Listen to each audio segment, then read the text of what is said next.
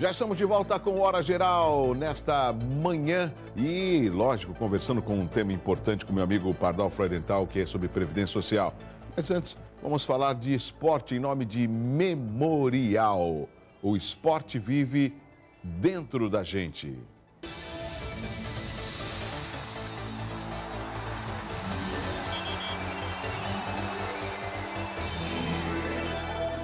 O atleta de Santos, Ivani Ferreira, se destacou no duelo internacional de kickboxing.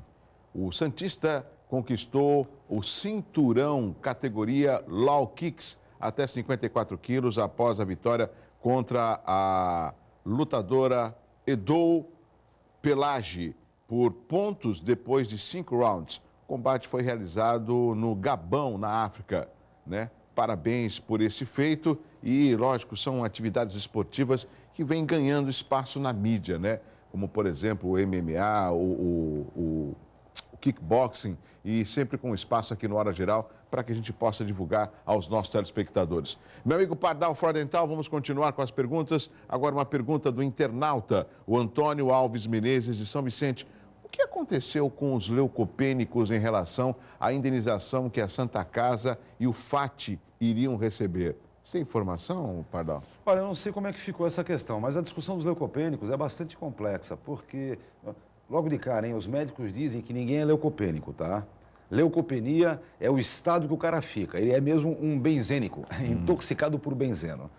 Essa discussão é bastante complicada. Principalmente quem trabalha no polo petroquímico, ou não? Quem trabalha com benzeno, é o polo petroquímico, as siderúrgicas trabalham com... Você lembra que a COSIPA teve um momento de muito afastamento. Agora, a questão do benzeno está em discussão. A Fundacentro, inclusive, está com trabalhos novos sobre a questão do benzeno. Eu me lembro quando a comissão de benzeno tinha decretado exposição zero. Sabe o que aconteceu? A patrãozada mentia o tempo todo, porque exposição zero de verdade nunca aconteceu. Esse é o problema. Pardal, o Milton Guerra do Jardim Quietude, estou assistindo o programa e vi que vocês estão falando de desaposentadoria. O que preciso fazer para solicitar?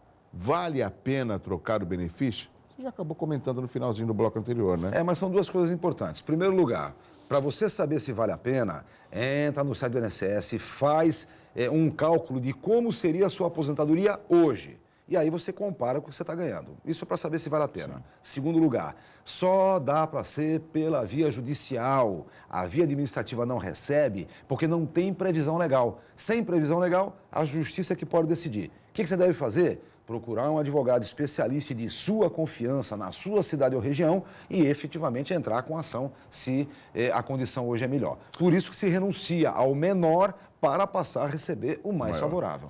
A Michele Rederte, do Cibratel 1, Litoral Sul, ao contribuir para a Previdência Social, tem o direito apenas ao benefício da aposentadoria? Opa, claro que não, claro que não. Lembra de uma coisa, pessoal? Não tem previdência privada que substitua o tal do INSS. Todo mundo sabe, eu entro com ações contra o INSS o tempo inteiro, não é? Nos sindicatos em que eu atuo, para os trabalhadores que são meus clientes, mas isso não significa que eu combata o INSS enquanto ele. Pelo contrário, defendo com unhas e dentes. O Instituto Nacional do Seguro Social foi algo que os trabalhadores construíram. O que ele dá para você? Ele dá benefícios de caráter voluntário, como aposentadoria por tempo de contribuição, aposentadoria por idade e aposentadoria especial. E dá também os benefícios que eu digo que são determinados por sinistros, que são auxílio-doença, aposentadoria por invalidez e até a pensão por morte. Vejam só.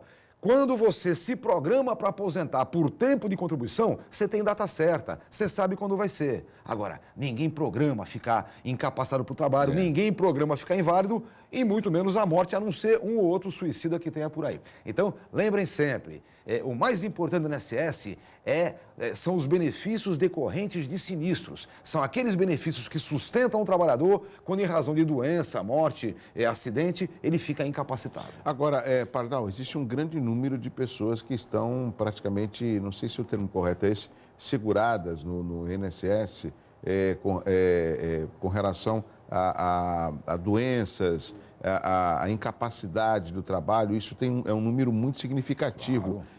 Essa preocupação, você acha que deveria ser disseminada em uma campanha por parte do governo junto à população do Brasil? Olha, imagine, Douglas, em 1991, quando houve a mudança da legislação, surgiu a figura do segurado facultativo, que não havia antes.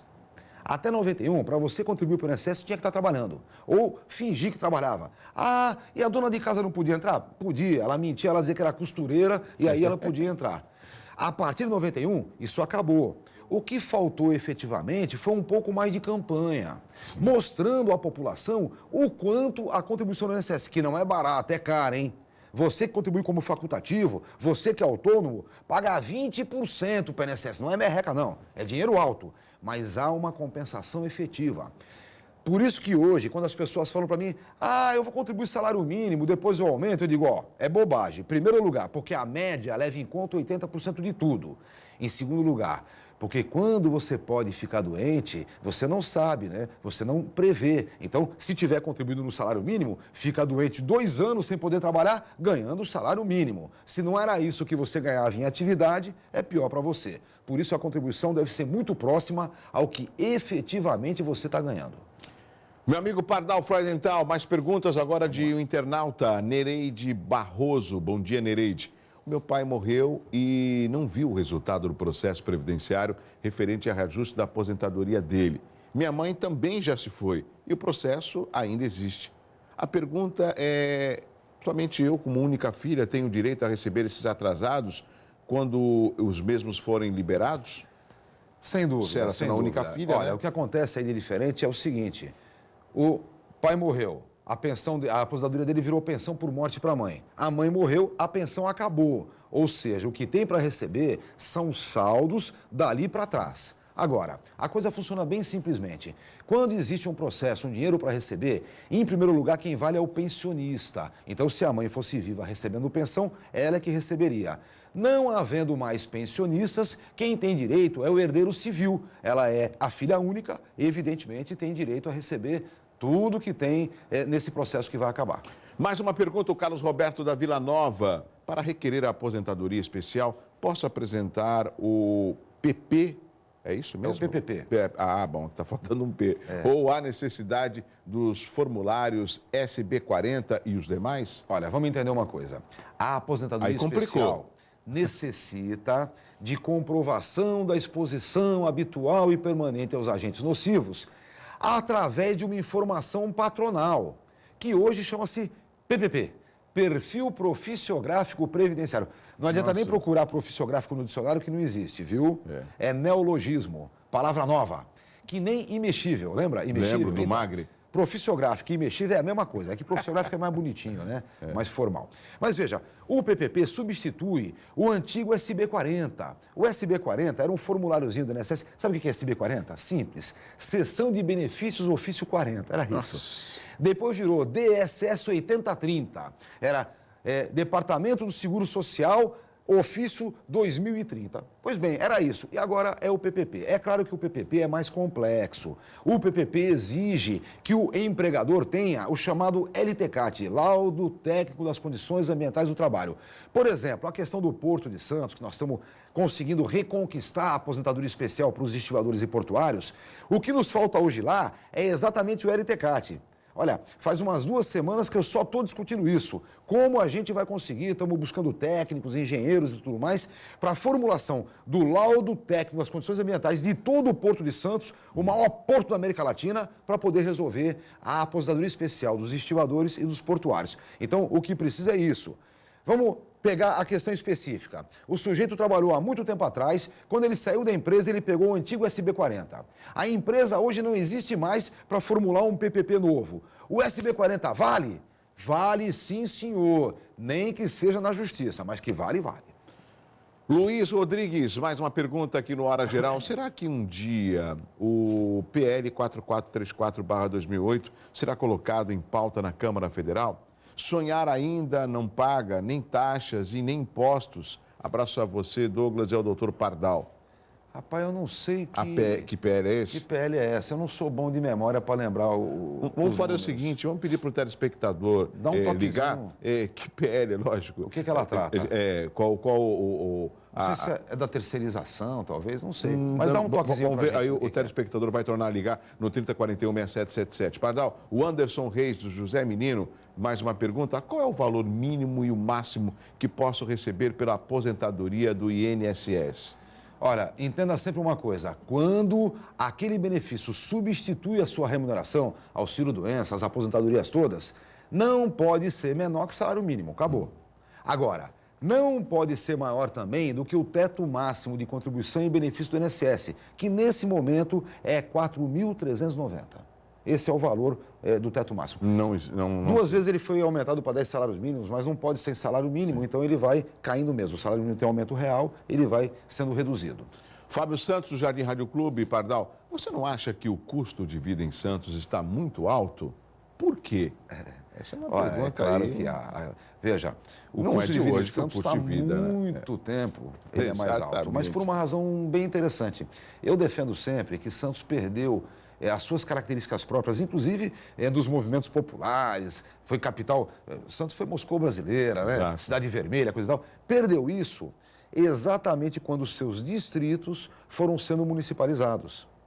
Lembre que até 49, Santos era de Cubatão a Bertioga, englobando tudo, inclusive o Guarujá.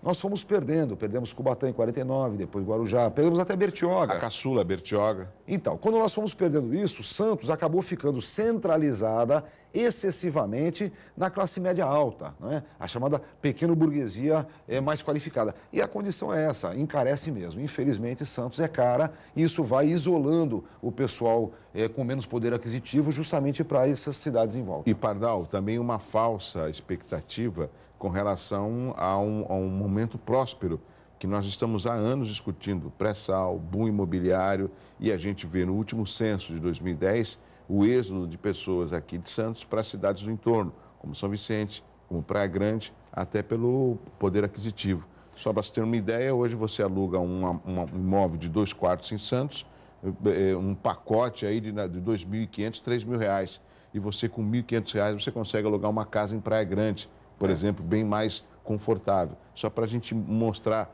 a diferença, o disparate, né? E isso influencia, lógico, na economia. Agora, lembra também de uma coisa, Douglas, existe uma crise mundial rolando e ela vai aos repiques, né? Ela bate repique e tal. Nesse momento, por exemplo, existe uma previsão bastante razoável de uma queda de preço de imóveis na região. Porque o boom imobiliário... Que é tal a bolha hoje, né? Isso, o boom imobiliário jogou alto demais, sustentou por muito tempo e não está vendendo. Então, é aquela historinha, dizem, né? Eu não sou um bom previsólogo dessas coisas, mas um cara que é economista disse que quem tiver dinheiro para comprar imóvel, segura 6 mesinhos aí, exatamente, porque parece que o boom imobiliário vai dar uma queda de preços. Isso é interessante. Agora, não significa, tirem o cavalinho da chuva, que Santos terá um custo de vida mais baixo. Não terá. São momentos de acontecimentos próprios da economia. Agora, uma coisa é bom lembrar, Douglas, com pibinho e coisa e tal, mas o Brasil conseguiu se sustentar desde a crise de 2008 de uma forma que poucos conseguiram. Que o Lula, na época, falava que seria uma marolinha. E foi. Por uma razão simples, porque a única saída efetiva naquele momento em que o consumo internacional caiu era fazer uma compensação interna. E ele fez. Ele conseguiu cutucar o pessoal, ó, não vai gastar demais, se encher de dívida, mas pelo amor de Deus, come, não é? Vai consumir alguma coisa. E foi isso que manteve o Brasil numa condição razoável. A crise nos custou muita coisa? Claro. Nos custa, por exemplo, o crescimento reduzido, o PIBinho. E, ó, pessoal, lembra de uma coisa, hein? O PIBinho vai custar o salário mínimo depois. Vai. O PIBinho pequeno significa aumento real do salário mínimo pequeno também. Os aposentados e pensionistas, que estamos brigando há muito tempo para que reponha pelo menos meio PIB, é meio PIBinho. Então, de qualquer jeito, o PIB pequeno é ruim para todo mundo. Agora, as condições estão aí, o Brasil vai tocando. Rápido intervalo, na sequência, último bloco com o Pardal Freudenthal, advogado especialista em direito previdenciário. Já tem a pergunta do Luiz Alves do Macuco. Tudo isso aqui na Santa Cecília TV para que você possa ficar bem informado. Eu volto já.